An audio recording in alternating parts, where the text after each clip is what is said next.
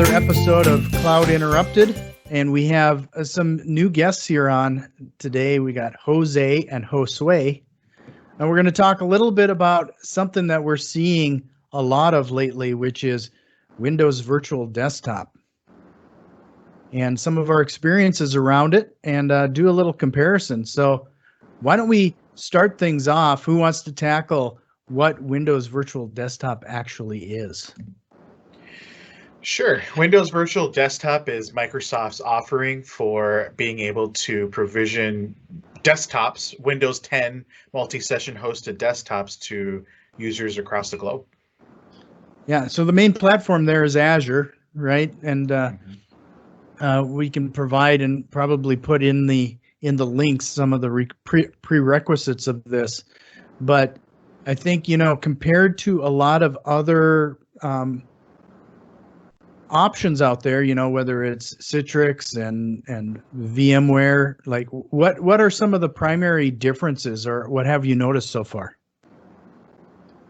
One thing that I noticed is Microsoft's really committed to developing their virtual offerings in their Azure platform, whereas the other platforms, whether it's Citrix or VMware, they're kind of added on top of this Azure platform. So with the native support, you're going to get that first line, without any other additives that might be considered unnecessary.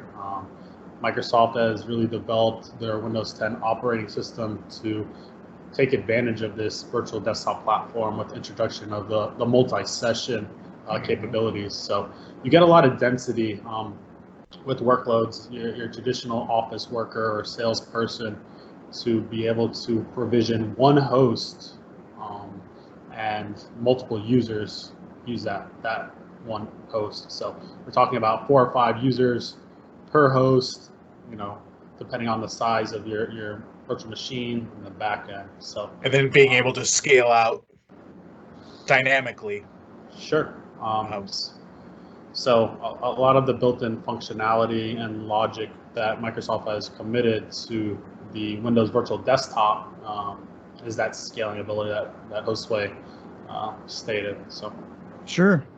So let's talk about that multi-session. What does that actually mean?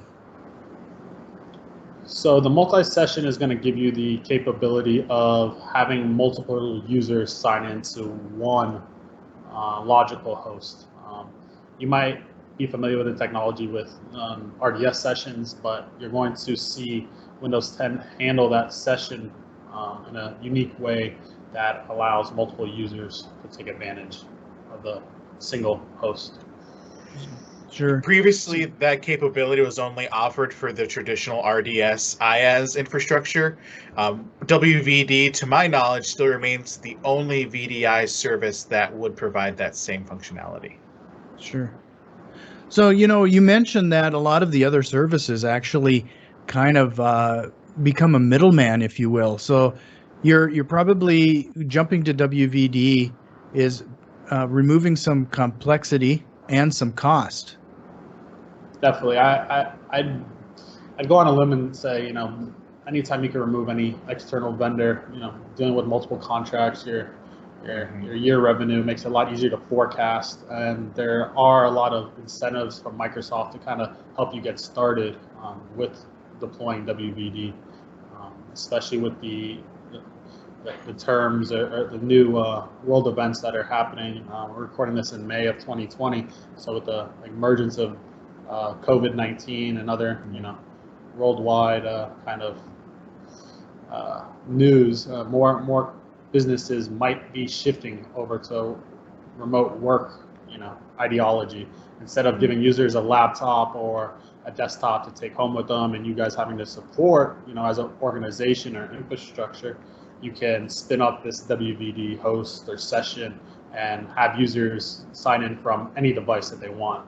If it's their desktop that they personally own or obtain, their laptop, say, they're working from even an iPad, an iPhone, or an Android device. I mean, the ways to connect to the WVD sessions are definitely plentiful. Yeah, I think we've seen quite a bit regarding that. The power that is used, that's needed for these Windows Virtual Desktops, it's all resides in Azure. So the client that's required on the user side it can actually be pretty low spec, keeping some more costs under control. I definitely find, again, going back to the scaling, the value. I worked for a healthcare organization that it dealt with open enrollment with insurance. So we would have seasons where we would have to deploy 400 to 500 virtual machines for our call center agents as these virtual hosts. And after open enrollment, these were temporary workers, and the whole spinning these things up and spinning them down would take months and months of man hours. Since getting my hands dirty or getting more acclimated with WVD, that whole scaling process is so much more seamless. The automation is very user-friendly and intuitive. So something else to consider there for seasonal workers or seasonal, kind of activities that you need to increase your compute power. Right.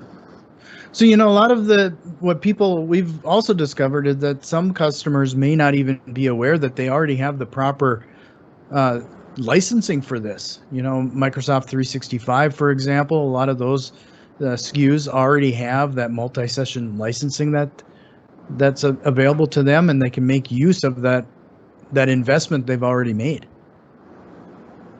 Definitely. That's another perk there. And ever since Microsoft acquired the FS Logic application, they've streamlined the ability for users to jump from session to session. So kind of touching on the FS Logic technology, it's third party, acquired from Microsoft. Microsoft now owns it, develops it internally, and it gives users the ability to jump from session host to session host with their user profile, making that seamless transition that's unknown to the user on the back end. Correct. So FS Logics will give us what's essentially the profile container, which uncouples it from the individual virtual machine sessions. So that allows us to easily dynamically scale and still have your users' profiles, their background screens, whatever data they have saved locally would move along with them. Also being able to provide app masking as well. So if you're interested in the remote app aspect of WVD, you're able to select certain users to be able to have access to particular apps as opposed to a global. Thank you for watching Stratum's Cloud Interrupted. If you like what you see, please subscribe, like, and share this video. Keep an eye out for part 2, where we talk about real-world scenarios.